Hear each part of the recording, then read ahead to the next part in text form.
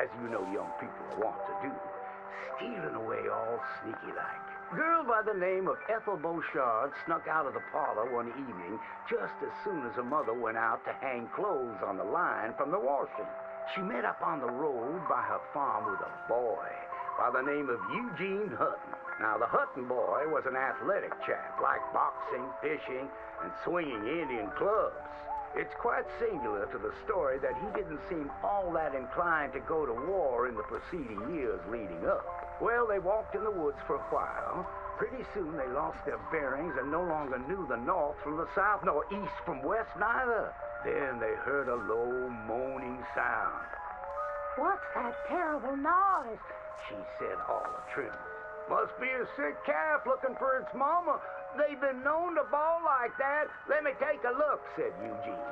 Well, old Eugene went and disappeared around a tree, came out the other side, and gave her a terrible fright.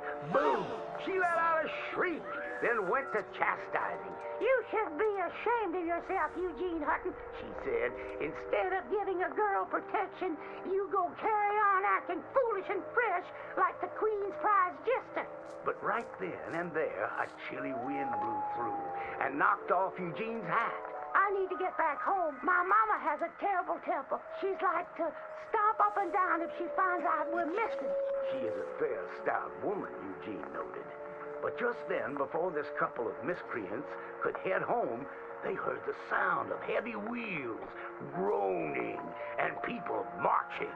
The cacophony grew closer and closer, and through the fog they could make out the shapes of ghost horses pulling spectral cannons, and dead soldiers marching as if their graves could no longer contain them, each wearing a vile red coat.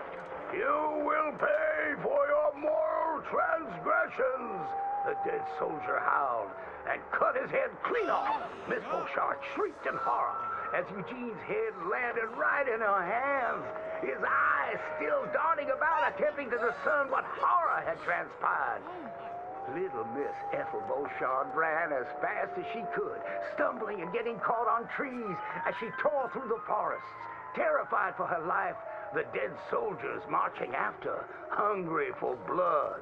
When she returned home, she told the people of the village that an army of the dead had taken Eugene within the confines of the fog. British soldiers who died protecting tyranny were rising from their graves as if to continue the fight for the demonic English. The townspeople erupted in fright and dismay until one daughter came forth and accused her of witchcraft. "She raised the dead to murder that boy for his pursuit of unwanted advances," he said.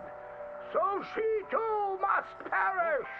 And that very night, they put her to the stake and burned her dead. Now let that be a lesson to you young ones not to go courting in the woods, in case the English lurk there still.